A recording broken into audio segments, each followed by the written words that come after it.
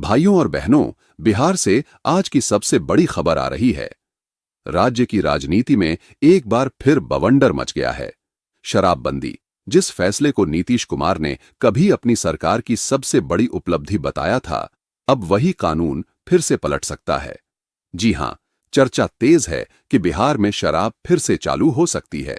और यह सिर्फ अफवाह नहीं है, बल्कि अंदर खाने से खबरें निकल रही हैं कि सरकार खुद इस फैसले पर गंभीरता से विचार कर रही है। अब सवाल यह है कि आखिर ऐसा क्यों? नीतीश कुमार, जिन्होंने साल 2016 में बिहार में पूर्ण शराबबंदी लागू की थी, अब उसी कानून को कमजोर करने या पूरी तरह खत्म करने की तैयारी में क्यों हैं? आखिर क्या बदला इन 9 सालों में कि अब मुख्यमंत्री खुद अपने फैसले पर पुनर्विचार कर रहे हैं? दरअसल, शराबबंदी का फैसला शुरुआत में एक सामाजिक सुधार की दिशा में उठाया गया कदम था। नीतीश कुमार ने कहा था कि बिहार की महिलाओं ने उनसे वादा करवाया है कि राज्य को शराब मुक्त बनाना है।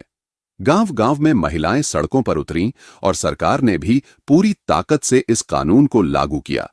लेकिन जैसे-जैसे वक्त बीतता गया, इस कानून की हकीकत बदलती चली गई। शराबबंदी के नाम पर हजारों लोग जेलों में बंद हो गए। पुलिस की कमाई बढ़ी, लेकिन शराब बिकनी बंद नहीं हुई। बस अब वो खुले में नहीं बिकती थी, वो चोरी छिपे बिकने लगी। आज भी अगर आप किसी भी जिले में चले जाएं, चाहे वो सिवान हो, समस्तीपुर, बेतिया, गया या पूर्णिया, लोग खुलेआम कहते हैं कि भाई, सब जगह शराब मिलती है, बस दरवाजा अंदर से बंद कर लेना पड़ता है। ऐसे में बड़ा सवाल उठता है, क्या शराबबंदी ने समाज को सुधारने में मदद की या फिर उसने अपराध को और बढ़ा दिया? सरकारी आंकड़े खुद बताते हैं कि शराबबंदी के बाद बिहार में अवैध शराब से होने वाली मौतें लगातार बढ़ी हैं। पिछले 3 साल में 500 से ज्यादा लोग जहरीली शराब पीने से मर चुके हैं। हर कुछ महीने में किसी न किसी जिले से दर्दनाक खबर आती है। कहीं 20 की मौत, कहीं 40 की, तो कहीं पूरा मोहल्ला तबाह। लोग खुले में कहने लगे हैं, सरकार ने शराबबंदी तो की, लेकिन जहरबंदी नहीं की। अब बात करते हैं राजनीति की। विपक्ष ने इस मुद्दे को खुलकर उठाना शुरू कर दिया है। प्रशांत किशोर, जो इस समय बिहार में अपनी जनसुराज यात्रा चला रहे हैं, उन्होंने साफ कहा है कि अगर उनकी सरकार बनी तो शराबबंदी खत्म कर दी जाएगी। उनका तर्क है कि इस कानून ने गरीबों को सबसे ज्यादा नुकसान पहुंचाया है। जो अमीर हैं, वो बाहर से शराब मंगा लेते हैं या निजी क्लबों में पीते हैं, लेकिन गरीब आदमी जो दिन भर मेहनत करता है, अगर उसने एक पैग भी पी ली तो वो सीधा जेल में चला जाता है। कई घरों के मर्द जेल में हैं और उनकी औरतें अकेले बच्चों को पाल रही हैं। राज्य के लाखों घरों में रोज की रोटी तक का संकट है। जीतन राम मांझी ने भी बयान दिया है कि अगर उनकी सीटें बढ़ती हैं तो वो शराबबंदी कानून को खत्म करने का समर्थन करेंगे। उनका कहना है कि बिहार में शराबबंदी नहीं, बल्कि कंट्रोल्ड सेल की जरूरत है। यानी सरकार खुद तय करे कि कहां, कब और किसको शराब मिले।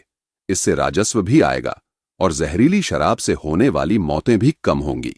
अब अंदर की खबर सुनिए। गुप्त सूत्रों के मुताबिक पटना में हाल ही में मुख्यमंत्री आवास पर एक हाई लेवल मीटिंग हुई है। इस बैठक में मुख्यमंत्री नीतीश कुमार ने खुद शराबबंदी की समीक्षा की। बैठक में अफसरों से पूछा गया कि शराबबंदी लागू होने के बाद से अपराध के आंकड़े क्या हैं, पुलिस कार्रवाई कितनी प्रभावी रही और राज्य को कितना आर्थिक नुकसान हुआ। बताया जा रहा है कि रिपोर्ट में साफ लिखा गया है कि शराबबंदी के बाद बिहार को हर साल लगभग 10,000 करोड़ रुपए का राजस्व नुकसान हो रहा है। इतना पैसा अगर सरकार के पास होता तो उससे स्कूल, अस्पताल, सड़कें और रोजगार योजनाएं चलाई जा सकती थीं। अब ये आंकड़े देखकर खुद मुख्यमंत्री सोच में पड़ गए हैं। राजनीति के जानकार मानते हैं कि नीतीश कुमार के लिए अब यह मुद्दा संकल्प से ज्यादा राजनीतिक बोझ बन चुका है।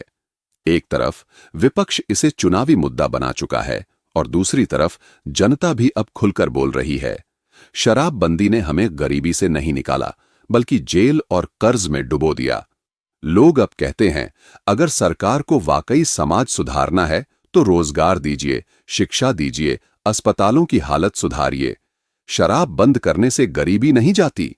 अब यह भी समझिए कि इस फैसले का राजनीतिक फायदा किसे होगा और नुकसान कैसे। अगर नीतीश कुमार शराबबंदी को खत्म करते हैं तो विपक्ष कहेगा कि उन्होंने अपने ही वादे से पलटी मारी, लेकिन अगर वो इसे जारी रखते हैं तो जनता में गुस्सा और बढ़ेगा। यानी नीतीश कुमार के लिए यह करो तो बदनाम, न करो तो परेशान वाली स्थिति बन गई है। अब चुनावी नजरिए से देखें तो 2025 के विधानसभा चुनाव करीब हैं।